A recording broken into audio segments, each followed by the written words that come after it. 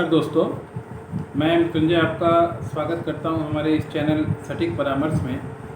और गोल्ड और ज्वेलरी का बहुत सारा सेगमेंट आप देख रहे हैं। हॉल मार्किंग का लगातार आप वीडियोस हमारा जा रहा है, तो उसी में से ये भी एक टॉपिक है जो आप लोगों के लिए ज़रूरी है। जो भी गोल्ड का ज्वेलरी का बिजनेस करते हैं, या ऐसे पब्लिक जो ज़्यादातर ज्वेलरी खरीदते हैं दुकानों से, मगर उन्हें जानकारी नहीं होता कि गोल्ड का प्योरिटी का क्या हिसाब है, गवर्नमेंट का क्या नॉर्म्स है, गवर्नमेंट किसको मतलब फिट मानती है, और गवर्नमेंट के नज़र में किसका है। पता चला आपको 18 का दे के 24 का दाम ले, तो बहुत सारी चीज़ें पहले होती थी ऐसे, और अभी भी हो सके कहीं ना कहीं हो ही रहा होगा।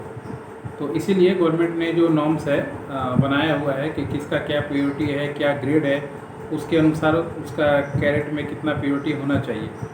तो उसी के ऊपर आज ये वीडियो है, इन्फॉर्मेशन वीडियोज़ है जो आप लोग के लिए हम लोग लेके आए हैं कि ग्रेड के अनुसार, जो हॉल मार्किंग में भी ग्रेड के अनुसार चीज़ें कवर होती हैं।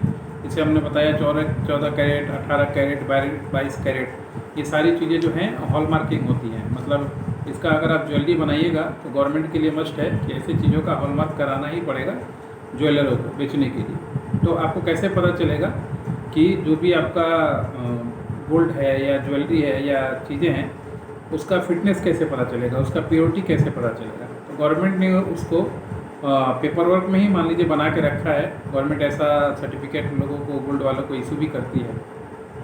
तो आइए उसी में से एक एक करके हम लोग चीज़ों को पकड़ते हैं। पहले ग्रेड बताएंगे, ग्रेड के अनुसार उसका फिटनेस पीपीटी बताएंगे, और फिर प्योरिटी इन कैरेट बताएंगे। ये तीनों चीज़ें हम लोग बताएंगे। तो पहला है फाइन गोल्ड, यानी जो सबसे अच्छा गोल्ड होता है, जैसे बुलियन, सोने का बिस्किट जिसको माना जाता है। तो गवर्नमेंट ने उसमें दे के रखा है 999, यानी अगर 999 उस पर लिखा हुआ है आपके, अगर आप कोई गोल्ड खरीदते हैं या कॉइन खरीदते हैं या मान लीजिए सोने का बिस्किट खरीदते हैं, अगर वो 999 का है, यानी वो फाइन गोल्ड है, सबसे बढ़िया गोल्ड है वो। दूसरा आता है स्टैंडर्ड गोल्ड, जिसमें 995 है। पहला है फाइन गोल्ड जो सबसे अच्छा है, उसके नीचे जो आता है वो है आपका स्टैंडर्ड गोल्ड, वो है 995। ये नंबर दिया हुआ है, इससे आपको पता चलेगा कि हाँ क्या प्योरिटी की चीज़ें लोग यूज़ कर रहे हैं और क्या आप खरीद रहे हैं। तीसरा है 91.6, 916 भी इसको बोला जाता है, और 91.6, यानी ये जो है इसकी प्योरिटी जो होती है 22 कैरेट होती है। 22 कैरेट का अगर आप ज्वेलरी या गोल्ड बना रहे हैं तो उस पर 91.6 मार्क होता है, प्योरिटी उसकी ऐसे मापी जाती है।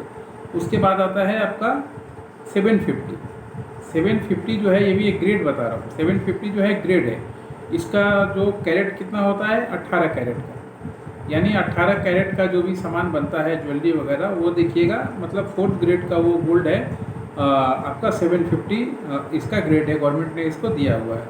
उसके बाद आता है 585, ये भी एक ग्रेड है, और इसका पीपीटी यानी फाइनेस्ट पीपीटी है, ये भी 585 हो, और इसको 14 कैरेट का गोल्ड माना जाता है, जिसमें आप देखिएगा अंगूठी वगैरह बना रहता है।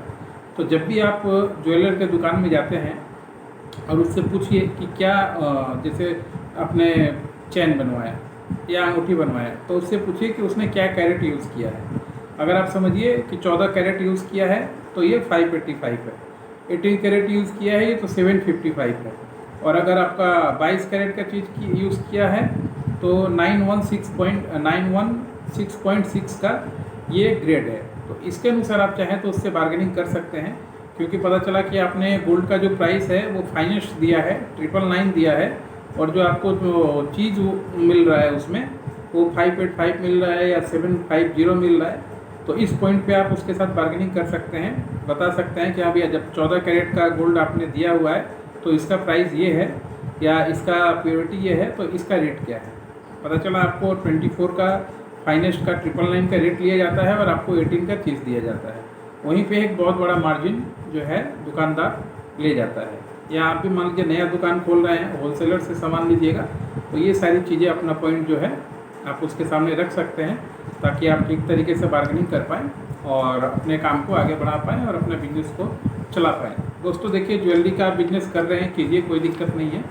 मगर एक चीज़ है कि अगर आप मान लीजिए पब्लिक से पैसा तो ले ही रहे हैं, मगर आप जो होलसेलर हैं अगर किसी और से सामान लेके ले रहे हैं, तो अगर आप डिस्काउंट या मान लीजिए परचेजिंग में मुनाफा नहीं कर पाइएगा, तो बेच के मुनाफा करना आज की डेट में बहुत बड़ा मुश्किल है, क्योंकि इतना कंपटीशन है।